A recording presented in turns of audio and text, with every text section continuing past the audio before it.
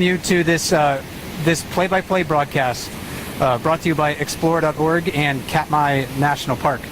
This is Katmai's centennial year. It was established in 1918 as a national monument, and we're really glad that you'll be able to join us this evening.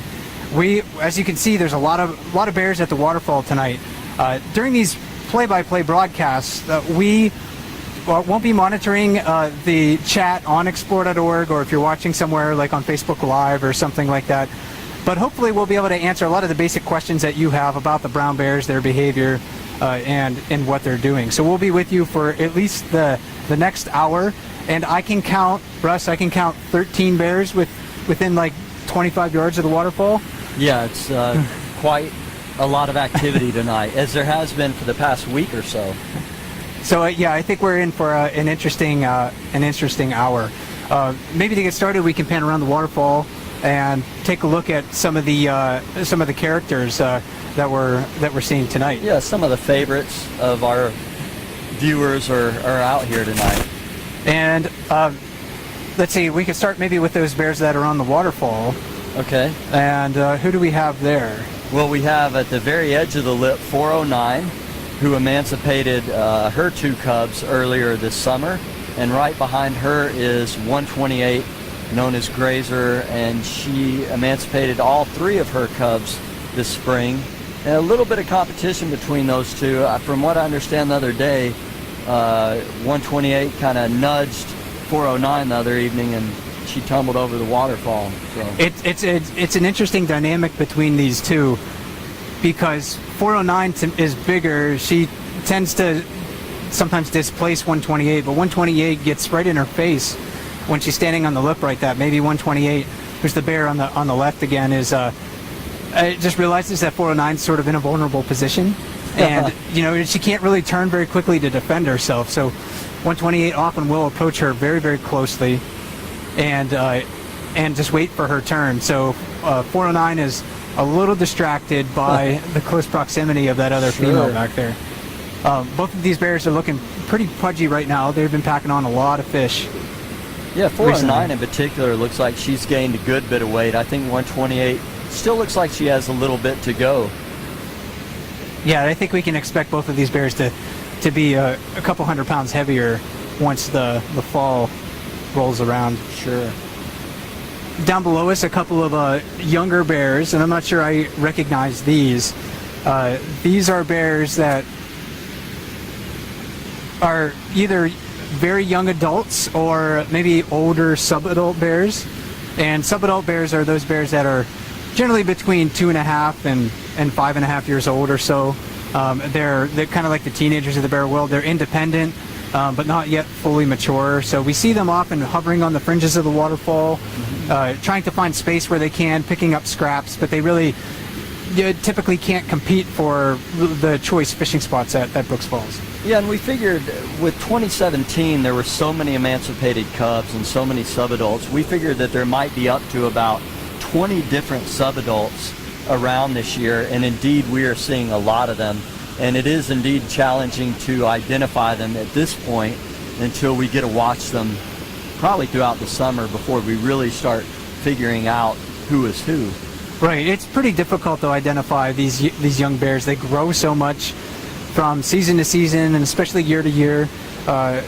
Sometimes it's even harder to tell their faces apart. Older bears really do seem to have a lot of distinctive characteristics that help us to tell them apart, but the younger bears, it's much more difficult to do so. And you can see 128 there on the top. She's really crowding 409. 409 really has almost nowhere to go. This is really a play of dominance here. Who's gonna have priority on that lip in that spot? They both love to fish that spot in the exact same location too. Because you can move slightly to towards the center of the falls from where they're standing and still catch leaping salmon, but they don't do that. They seem to just both want that exact same position. Maybe we'll stick with this for just a little bit here. Worthwhile. 128 is definitely edged up a little bit, right next to 409.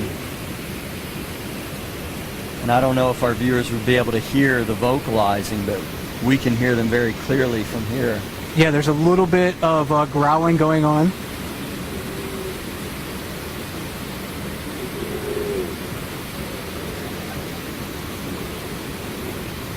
These bears are very familiar with one another. They're actually thought to be related.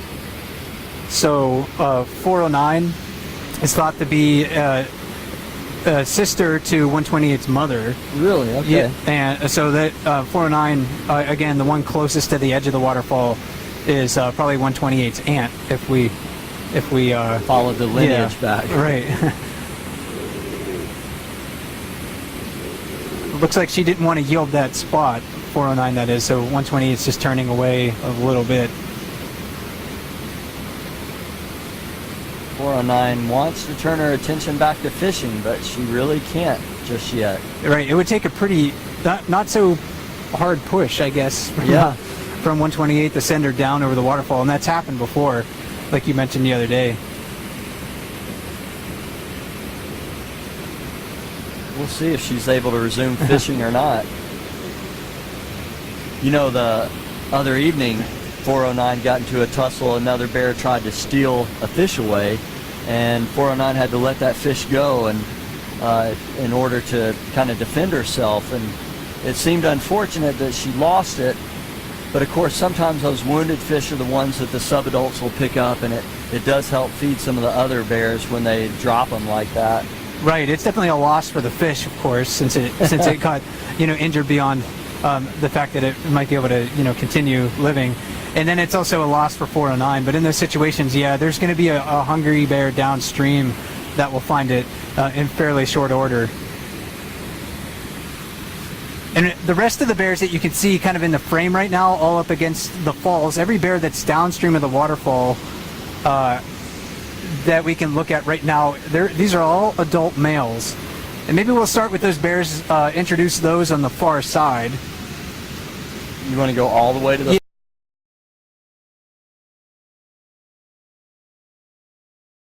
side? Maybe with we'll go to maybe our most famous bear here at Katmai. This is maybe the oldest adult male here at Brooks River. He will often fish the far pool. He'll fish closer to us in the plunge pool, nicknamed the Jacuzzi. And then just upstream of him is number 755, who's also a mature adult male, probably in his upper teens at least. And he was nicknamed Scaredy Bear. He's actually kind of grown into his own. So he's not nearly as timid around other bears since he's much larger than he used to be. And getting back, yeah, Russ, what were you noticing about those bears on the lip? It really, Grazer has taken the spot. She clearly worked her way in, and 409 gave her space to take the spot she wanted. In some ways, I might have expected it, because last year Grazer was such a major player at the falls. Of course, she had 3 cubs, and she was so aggressive at defending them that she would challenge just about anyone. And I would say that she was one of the more dominant bears last season. And so to see her with 409, I was a little surprised to see 409 maybe being more dominant. But now we see that indeed it looks like 128 took that spot. Yeah, she did kind of just shove her aside, made her uncomfortable enough with that position that 409 backed off a little bit. And when you were talking about how defensive she was last year, and that really is kind of a hallmark of a lot of mother bears. They are very defensive. 128 was particularly defensive around other bears, so anytime another bear happened to approach her and her offspring over the past couple of years, she would charge them, attack them, and she did hold a higher rank in the hierarchy because of that.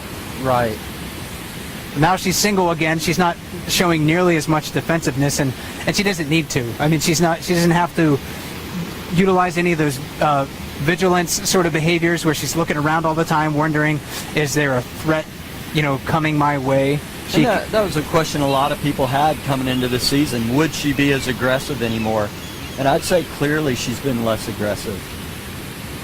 And if you're wondering, well, how can I learn about a lot of these brown bears here in Katmai? We've been throwing out a lot of nicknames, a lot of numbers. If you are not familiar with this location, just type in Katmai ebooks into Google,